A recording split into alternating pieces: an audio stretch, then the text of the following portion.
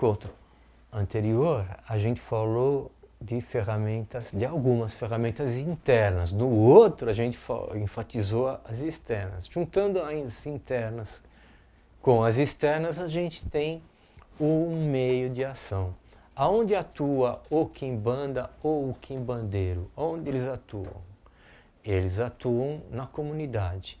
Tanto na África como no Brasil, o quimbandeiro é uma figura social. Ele não é quimbandeiro para ele, ele tem um pacto com uma comunidade.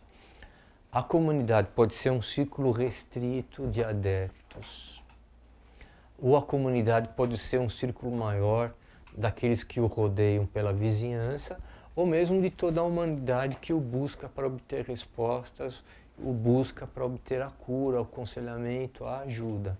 Então, a função do quimbandeiro é a função de todo e qualquer xamã tradicional, é estar auxiliando, ser um suporte para a sua comunidade espiritual e social. A partir daí, ele pode ter um ponto fixo, né, que ele vai chamar de terreiro, ou ele pode trabalhar sozinho, atendendo na sua própria casa ou num pequeno lugar que ele arrumar.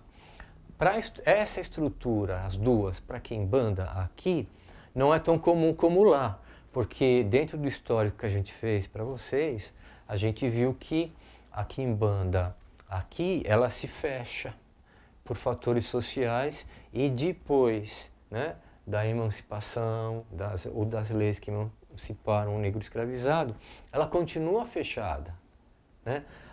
Até ver aquele boom mais social, onde ela desabrocha na macumba e fica pouco tempo assim, até que vem a Umbanda, que veio do mesmo ambiente para a quimbanda, e aí a estrutura melhor, esse atendimento, essa maneira de chegar até os outros, e a quimbanda se torna o dublê da Umbanda, enquanto que a outra quimbanda com K continua na marginalidade. Então essa com K continua quieta. Como continuam quietos os terreiros de quimbanda com Q tradicionalistas. Então não existe gira aberta. Não existe terreiro aberto para o público. Então às vezes a gente ouve, estava no lugar, passei, me convidaram, fui numa gira de quimbanda. Essa informação dada assim, imediatamente choca os quimbandeiros tradicionais, porque fala, não existe, a princípio, terreiro aberto de quimbanda, né?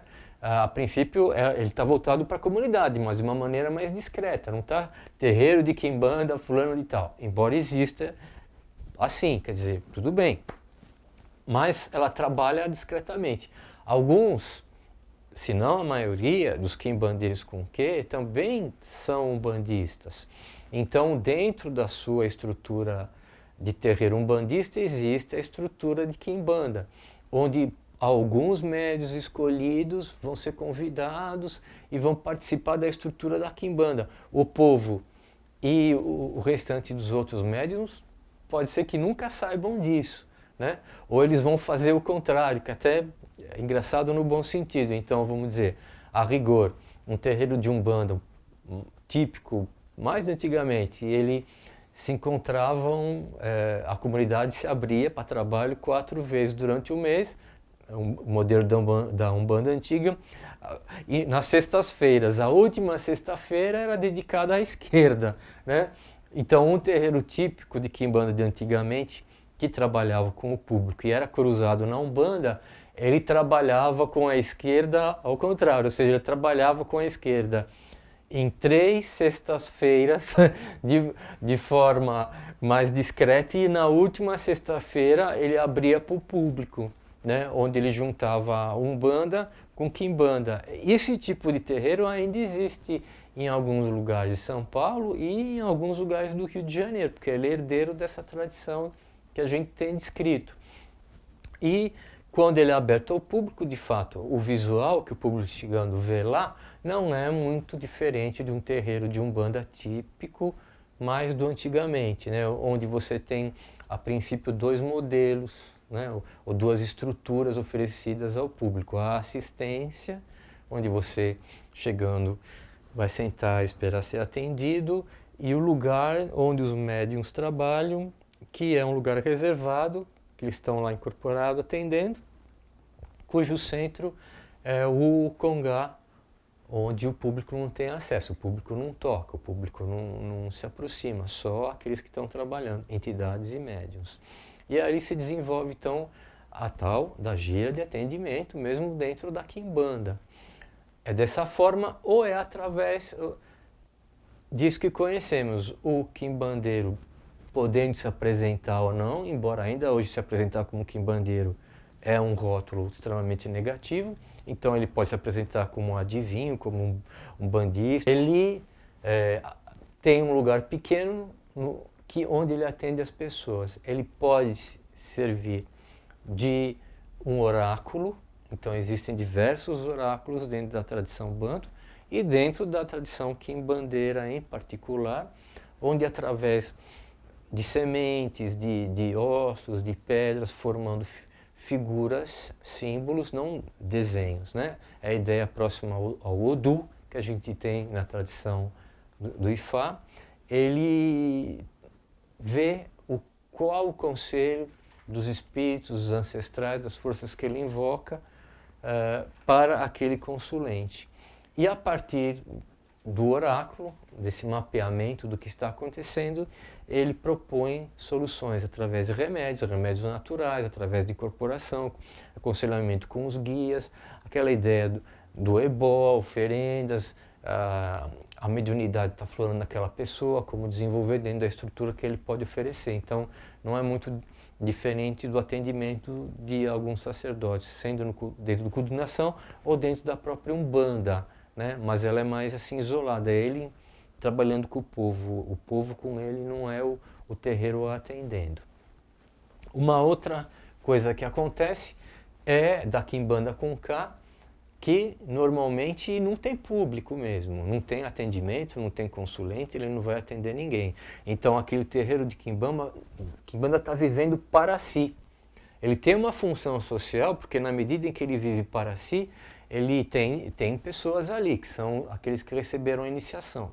E essas pessoas estão trazendo para a sociedade a cura, ou estão repartindo para a comunidade de uma forma mais discreta a energia colhida junto dos encantados, daquelas entidades que não são humanas, divididas em várias hierarquias, dos ancestrais, da comunidade que ali está e de outras almas que são benfazejas, que querem nos ajudar, que querem trazer melhoria para a nossa vida. Então, isso pode ser feito de uma forma não ostensiva, sem o atendimento, porque a energia está sendo distribuída no lugar. O próprio quimbandeiro pode atender sem se identificar com a quimbanda.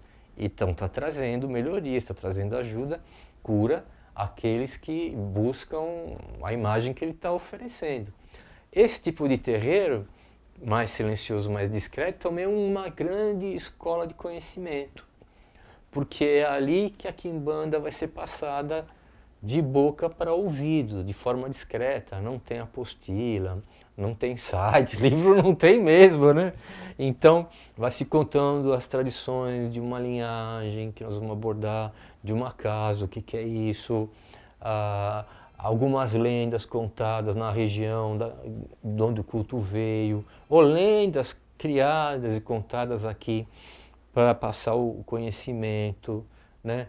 O conhecimento de ervas, ou a manipulação delas dentro do conhecimento da própria quimbanda, feitiços contra os feitiços, o que é isso, a ideia do ebó, oferendas, como fazer um assentamento, como fazer uma firmeza, como montar uma casa, como se adestrar no transe, os vários tipos de transe, vários tipos de incorporação. É uma enciclopédia, né?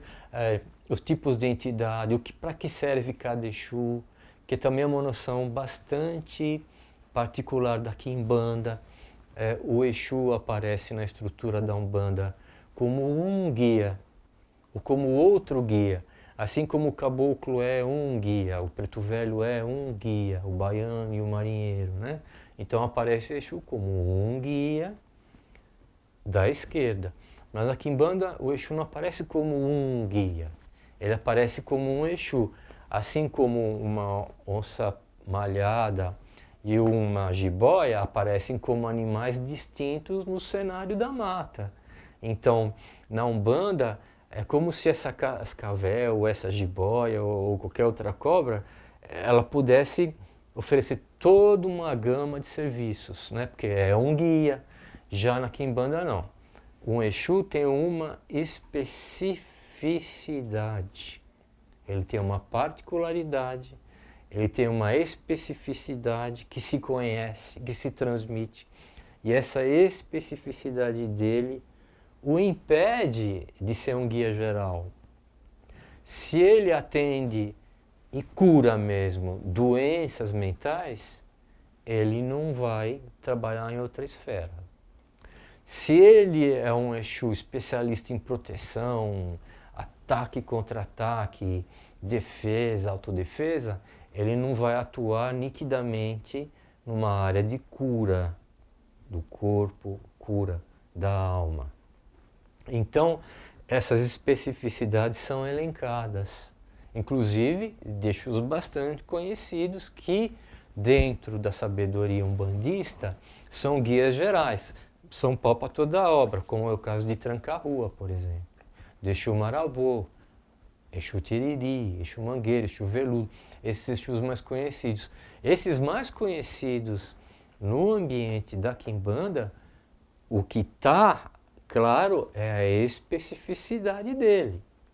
Então ele vai orientar um médium, mas ele traz consigo a sua especificidade que é dada no ambiente quimbandeiro. Então isso exigiu uma memória e um exercício da oralidade que acompanha os cultos de nação e não tanto a Umbanda, que tem uma cultura escrita, que ela acompanha mais essa urbanidade, essa modernidade. A Quimbanda não tem uma cultura escrita, ela é uma tradição oral, onde a memória é a alma dela, porque para que serve tal Exu? Quantos Exus tem? Eles são divididos em povos, é uma das formas, é a mais tradicional, né? Então você tem povos específicos, com Exus específicos, dentro dos povos você vai ter tribos ou nações, e aí você vai ter clãs e famílias que vão especificando ainda mais a grande especificação que eles têm. Por que é assim? Porque isso não é chato, isso não é limitado? Para Quimbanda é assim porque a natureza é assim.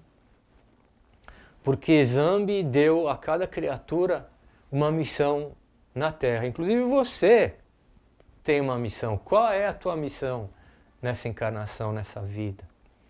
Você pode fazer várias coisas, você pode ser pai e mãe, você pode ser marido, ficar solteiro, enfim, né? Mas você tem uma especificidade, você tem uma vocação, você tem uma missão. Qual é?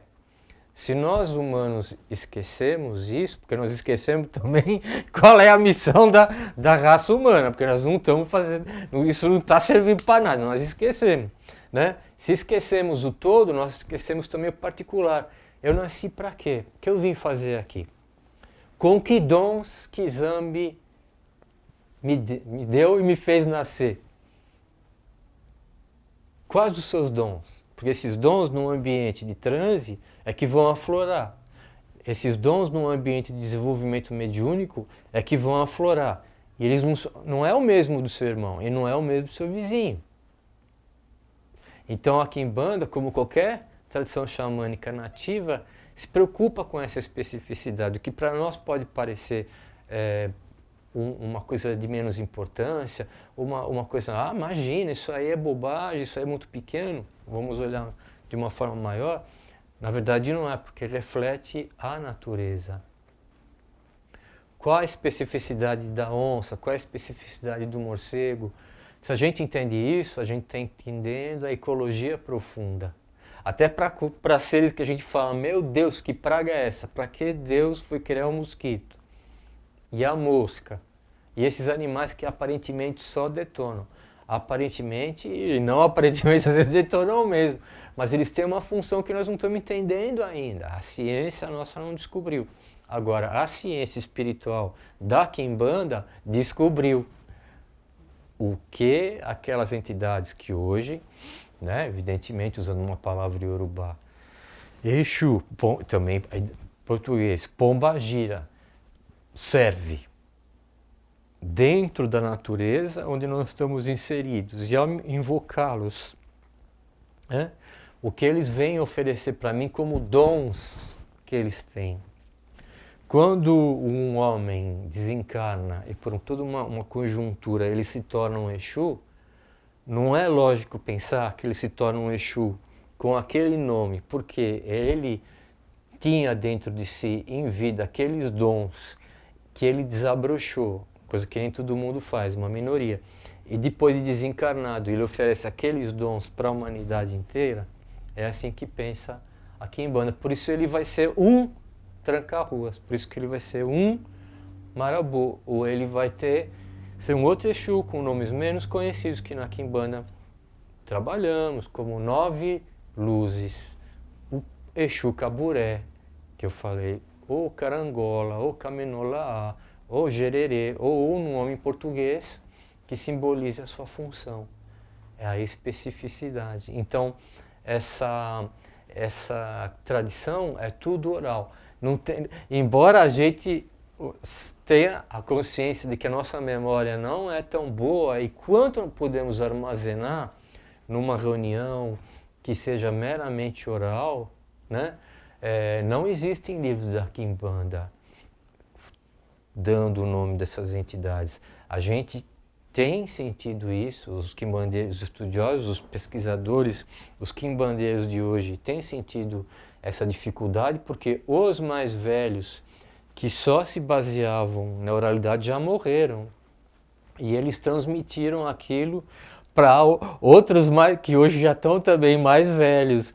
E eles estão sentindo essa necessidade. A gente não tem a memória de antigamente. Então a gente precisa registrar, ainda que esses registros não sejam públicos, a gente precisa tomar nota.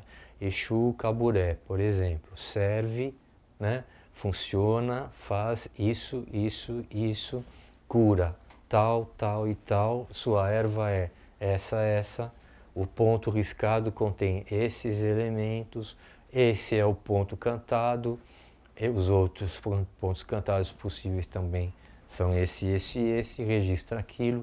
Se ele tem uma aparência, ou seja, se ele se plasma fluidicamente para os nossos olhos, ele vai aparecer sempre assim, assim, assim. Não há mudança na Quimbanda. Porque no mundo da Umbanda isso é um pouco mais livre. Então, não, o Exu, eu vi o Exu fulano e tal. Exu Marabô, pareceu para mim um homem distinto, bonito, velho, moreno, cerca de 1,80 m, com roupas claras. O outro vai falar, mas eu vi um Marabô com uma capa preta, com uma barba preta, assim, ou o outro vai falar, não era barba, era cavanhaque, com chapéu de palha. Então, assim, não temos na Umbanda, em relação aos Exus, algo muito específico, por exemplo, nesse exemplo que eu estou dando das aparências, e embora as imagens populares são fixas, né? Não tem um monte de tipo de marabô, tem um só, que é aquele mais popular. Embora alguns artistas hoje estão criando, mas dá para pegar uma imagem popular e falar, esse é o Tranca-Rua, esse é o Marabô, esse é o Pitiriri, esse é o Mangueira, né? Pelo menos daqueles que têm a sua imagem. Mas no mundo do terreiro, ou seja, no dia a dia dos médiuns, as entidades não respeitam aquelas formatações das imagens. Então, se aparecem de forma diferente ou trabalham de forma diferente. Tem marabô alegre que fala e brinca e coisa e tal. Tem marabô que senta no canto, fala devagar, atende circunspecto, silencioso, e a gente fala qual o critério para eu analisar se aquele marabô não é. Os umbandistas não se preocupam com o que falam. São diferentes marabô, cumprindo diferentes papéis, todos estão trabalhando muito bem. A Quimbanda fala, não é assim. A onça não se comporta como a garça. Ela se comporta meio parecido com o leão, mas o leão é leão e a onça é onça. Portanto, o registro através da oralidade diz que o marabô tem sempre um jeito que não muda, tem sempre um ponto riscado, o zimba, que não muda, tem sempre um ponto cantado que não muda, trabalha sempre com os mesmos elementos que não muda. Essa é uma grande diferença entre a prática da Quimbanda e a prática da Umbanda, que as duas vão chegar no mesmo lugar, né? Que é o atendimento à ajuda do próximo. Mas veja como é bem diferente. Então nós continuamos dentro dessa viagem, desse conhecimento, no próximo bloco.